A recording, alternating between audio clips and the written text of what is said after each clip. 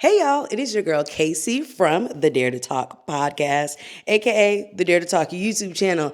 If you clicked on this video, it's probably because you're trying to see what the hype is about with all these K-dramas. Or you've been that girl and you've been tuned in, but you need some recommendations.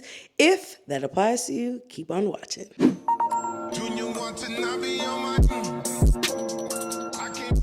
All right, y'all. I would like to say that I'm an expert in K-dramas. I am literally engulfed in K-dramas. All the shows I've watched are literally K-dramas. If you go on any of my streaming platforms, all the shows that are advertised to me are, you guessed it, K-dramas. So I thought, well, since I've watched so many in 2024, I can give you a list of my top 10 K-dramas and name like what's really tea with it. You know what I mean? Like, let's get into it. First things first, there is a particular order. When people say that, nope, this is a particular order, and I'll get into why one is 10 versus one is number one. But here I believe in breaking things down. So let's talk about the criteria. One, good plot, good storyline. Does the drama have a good storyline? Is the plot thick? Is the plot easy to follow? Is it worthy enough for me to watch again? That kind of thing. The other thing is character development. In K-dramas, character development is super important because you'll see that there's not a lot of episodes, and it's not like K-dramas have seasons upon seasons.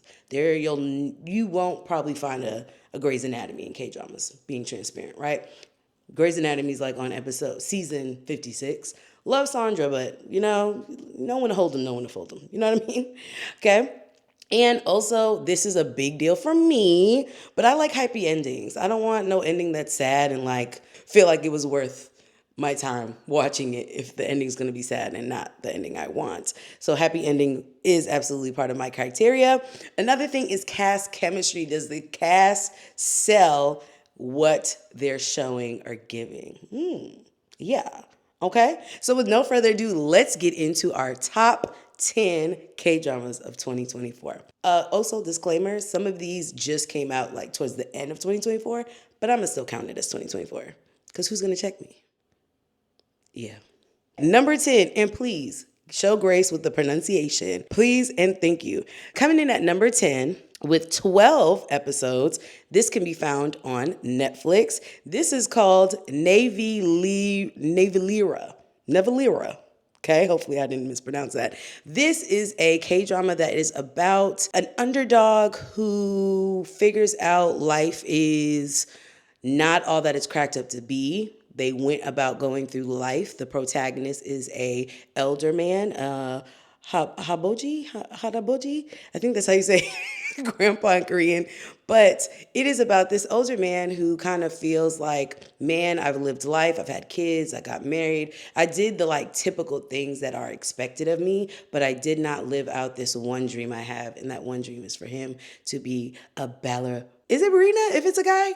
Ballerino. And so he's kind of going through the notions of rediscovering this love that he has for dance and going through how to fulfill this dream because he wants this to be like, I don't want to say his dying wish, but like the one thing he does to check off his list.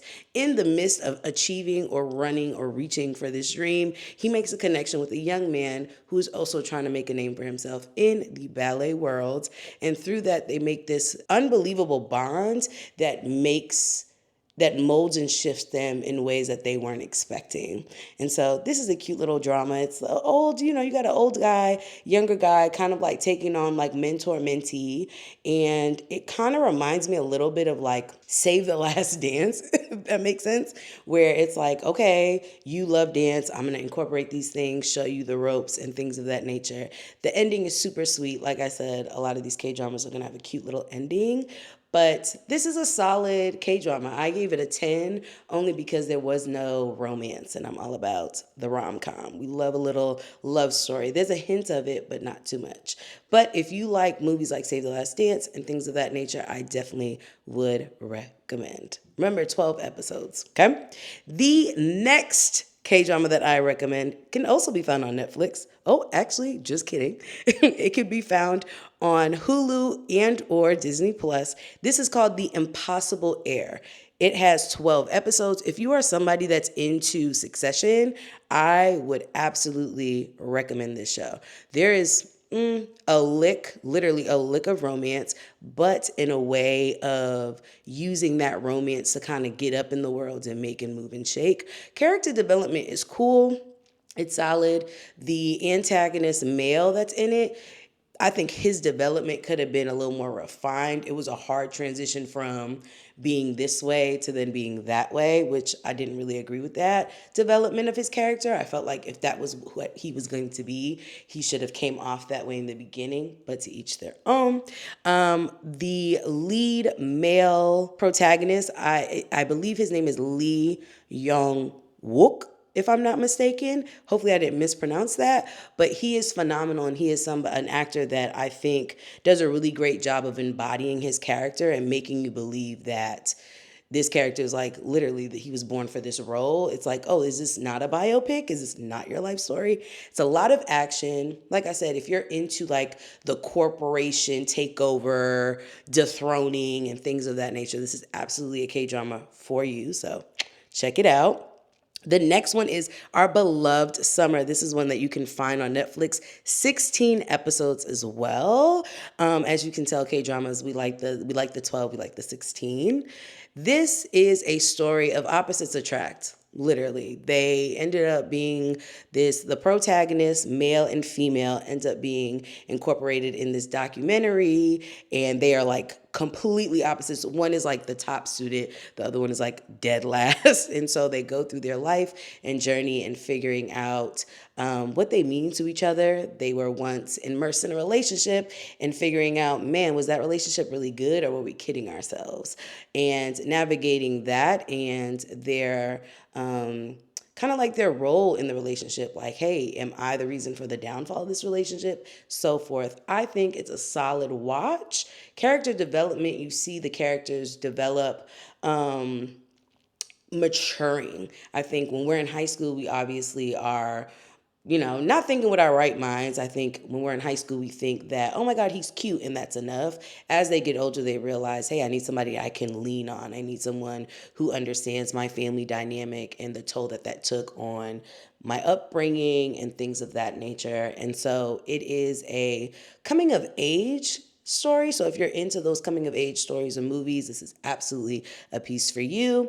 And you guessed it, the ending may or may not like the ending, being honest. I liked it. I thought it was cool. It was solid. I loved being able to see the supporting actors and actresses too. I think for K-dramas, it's important that not just the main protagonist leads are doing that are guiding the storyline, but also the supporting sideline kind of storyline also aligns with their story and kind of moving through their relationship, not only with each other, but themselves, and figuring out, okay, what do I want in life? Is this where I want to be? Where, you know what I mean? What is the role I want to play in my family, and also the role I want to play in my own life, and also friends. So there's a mixture of everything in there. The next one coming in at number 7, also 16 episodes and can be found on Netflix as well, is Dr. Slump. Now, this one is where these two, the protagonist leads, the female and the male, are kind of like in school. They're arch rivals. One student is the number one student, the other one is the second, and they're like battling and competing for that number one spot in school. As they are going through this, they figure out that they are truly dedicated to their academics, right? And I think this is honestly a common storyline and theme you'll see in a lot of K-dramas that have school relationships or school aspects in them, is like it's all about being the top student. And so you get to see the stress of that and the impact that that has, not on them just while they're in school, but as they go into their adult life and mature. They both end up in the medical field, and their stories could not be polar opposites. Couldn't be more polar opposites. But as they're navigating that, they're navigating through mental health. There is a crime or a setup or framing going on. And so they're navigating through those two things while figuring out, hey, do I think you're a good person? Do you want to be friends? Do you want to be more than friends? And they're navigating that through these 16 episodes. It's not bad. It's really, if you are someone, I'm trying to relate it to an American show. If you're someone that's into, I wouldn't say Scrubs, but if you're into Grey's Anatomy and their drama and storyline, I think you would truly appreciate Dr. Slump. Remember, on Netflix, check it out. The next one is a very typical rom-com, and you'll understand when I read the title. This is Romance is a Bonus Book. This is 16 episodes. This K-drama has two friends, male, female lead, and the male is kind of like the best friend that's always there to pick up the pieces for the female protagonist. And the female protagonist, I mean, life couldn't be more messed up. She gets divorced. Here she is. She is a stay-at-home mom, a wife, dedicated years. I mean, I want to say 8, if not 10 plus years to ensuring that her family and household is running smooth, house is clean, you know, literally the epitome of barefoot and pregnant. And when that marriage falls through and fails, she is left to pick up the pieces and figure out, okay, how do I get back into the work world? What does this look like? I had such a big gap. So she goes from being super successful in her field to then being like flat zero. Nobody's trying to give her a shot. So her and her male friends are trying to figure out, okay, how do we pick up the pieces? How can we get you back into the swing of things while they're both figuring out their romance life and things of that nature? This is solid. I would compare this rom-com, if I'm not going to be cliche, I would compare this to The Proposal rom-com. And has the same aspect of like comedy. There's some funny parts in there. It's not too serious, very, very much a light show. Doesn't take too much to follow along. It's something that I would say you can watch and scroll. Not that I would recommend that because we want to be immersed in our K-dramas, right? Okay, the next one, woof. Okay, I need y'all to forgive me for number 5 because it's 40 episodes. Ooh, I know. I'm so sorry, but this is the only one. This has 40 episodes, but it's so freaking good. You can also find this on Netflix, and this is called The Alchemy of Souls. Now, if you are somebody that's like into Avatar, you love the live action version of Avatar, this is Avatar on steroids. So this is like the dynasty back in the day. You have the samurais and things of that nature. So it has this aspect of war and fighting and prince and royalties mixed with sorcery. So you have different people that are at different levels of sorcery. The main lead, who is similar to the lead that I mentioned in The Impossible Heir, he is in this as well as the lead, and his role is pretty much his father was like this renowned sorcerer who like was able to master all 4 different forms of sorcery, and he wants to live up to that, and everybody says he has potential. Come to find out, his father's not his father, so it makes it a little tricky. So he's trying to find a mentor and figure out how to really master, not just do, but like master and take his sorcery to the next level. He finds a mentor in like the most unpredictable place. I'm not going to give it away, but then that leads to some other tricky trials and tribulations. And as he's going through this, he's figuring out love. If you made that connection, I mean, you know what I mean? It's kind of an easy setup, right? But I will say, although it's 40 episodes, each episode will have you gripping your couch and pillow, looking for the next episode. It's really, really good. I think the storyline was strong. Character development is on point. It does switch the female protagonist halfway through, which I would say would be my only reason why this is not on my top 3 and it's number 5. I like consistency, right? If we're gonna have Shorty from episode 1 to 20, we need to have her from 21 to 40. You know what I mean? But that was the only thing that I could say. Cast chemistry was amazing, on point. Happy ending-esque. Like I said, I didn't like the switch up of the female protagonist, so only reason why it's number 5, and I wouldn't deem it. I guess the ending was happy. I guess, yeah. I'll say happy ending. Happy ending. Okay, number 4. We're going with this Lee Young Hook, and I pray I'm saying this right because I've said it several times now. This K-drama is 16 episodes. We're back to the 16, and this is called, and I'm literally reading this off of what Netflix put, okay? This is called DoDoSolSolLaLaSol. So this is a story of a girl who goes literally from riches to rags overnight.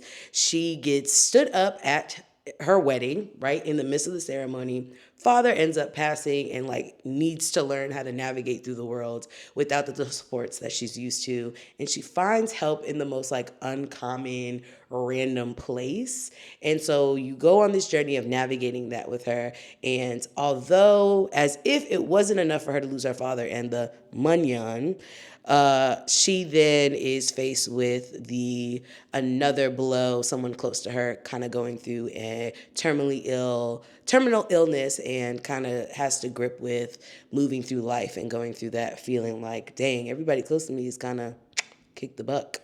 So I say it's a solid show. The character development is good. You're able to see the female protagonist kind of like reinvent herself and understand herself better. Also able to navigate the world independently and without a need for anybody. And she does all this through her talent of music. She's an amazing pianist. And so she uses her piano power to kind of regain her independence and take back what's hers and like seize her life back and doesn't allow minor setbacks to impede on her growth and who she is and where she's going. So I recommend it. That would definitely be top 4. Before I get into the top 3 K-dramas that I recommend that I've watched in 2024, if you haven't done so already, go ahead and hit that like button, subscribe if you want to hear and see more about K-dramas and so forth and so much more. Go ahead and hit that for me if you've done so already. Appreciate you. Kisses and hugs. All right, coming in at number 3. This one, if you go on Netflix, it's literally marked as one that viewers constantly rewatch. And I could say, for me, myself, I've rewatched it at least 8 times that I can remember. So I am super obsessed with this one. But you're probably wondering, why is it 3? We'll get into that. This one is Destined With You at 16. This was really, really hard to place because it wasn't my number 1, because I have another one that's like more of my number 1, if that makes sense. The storyline on this is great. You have this romance or this story kind of drawn out where it explains, here's this guy who is like living life, doing well, but is cursed. And so because he's cursed, he can't fully live his life. And so he goes through this journey of figuring out how to undo this curse. In figuring out how to undo this curse, he finds this girl who's also connected with him in years ago, in another life that he lived. And this, I would say, a lot of K-dramas talk about destiny and fate. And so this K-drama kind of grapples with, is destiny a real thing? Do I follow destiny, or do I follow what I feel is, in my mind, the right choice? And sometimes in this case, destiny is always going to override what you feel like you think you should be doing. It's a cute little drama. It's 16 episodes. It is very much so something that I constantly like rewatch, whether I'm sitting and rewatching it or if I'm like, dang, I can't find a show, but I need something on TV, I rewatch it. It's great. It's low lift, not too much to keep up with. I will say it's not as action-packed as like the other dramas I mentioned, like Alchemy of Souls or The Impossible Heir, but there is a good portion of action with a big chunk of rom-com energy. If I was to compare Destined With You, I would compare it to My People. That similar dynamic of like, there are forces outside of you too that want you not to work. And those forces are either, their family, friends, themselves, and so forth. Yeah. All right. Number 2. Now, this one, I know somebody's going to come for me and say, girl, that just came out. Well, it did, but it came out in 2024. So I added it to the list. This is number 2. This is also on Netflix with 12 episodes, okay? This is called When the Phone Rings. Man, let me tell you, I just finished this in freaking tense, okay? Intense, literally a lot of twists and turns. It's not a lot to keep up with. It's very much so an easy flowing show. I'll say a lot of all of these are easy flowing shows where it doesn't take too much to keep up with what's going on and who's who. I will say though, halfway through, I felt like I knew who the antagonist was.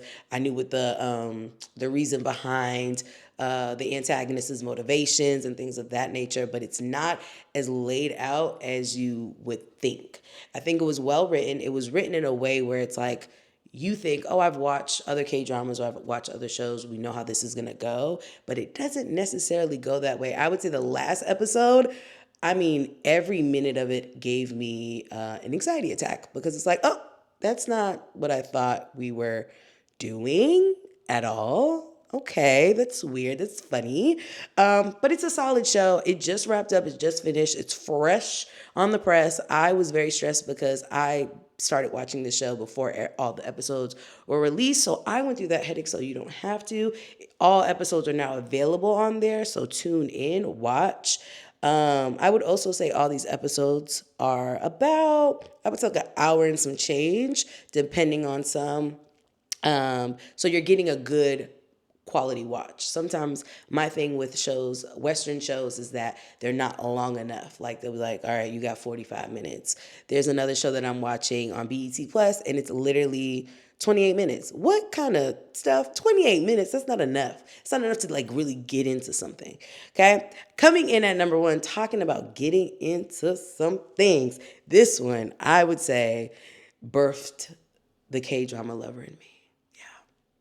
Number one is Queen of Tears, also can find on Netflix. This is 16 episodes. Queen of Tears, I mean, this has the flair and feel of Succession, also the flair and feel of Suits.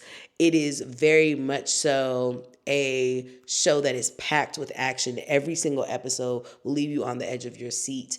You have the aspect of this married couple who it almost feels like this Cinderella story for the female protagonist. She, working her way up in her family's corporation.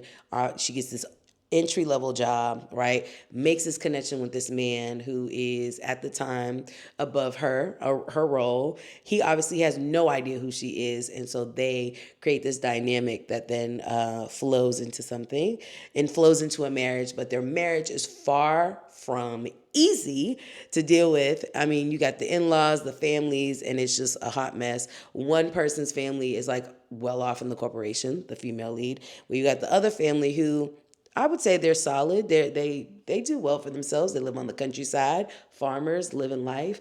But when these two worlds collides, it gets a bit spicy. There's also a dash of medical shock or medical what's the best way to say it? Somebody gets diagnosed with something and it really rocks the whole situation that they got going on, and it helps them to understand what truly is important. It's a solid show. I've been saying that about all these. All 10 of these shows are really good. If you are somebody that's like, hey, I'm not really into K dramas, or can't, I would say try Queen of Tears. That's why it's number one. I think it's a show that is very much so easy to follow. All of these shows are easy to follow, but I think Queen of Tears has perfected the aspect of like this suspense thriller feel with still having that feel of like romance and a dash, okay?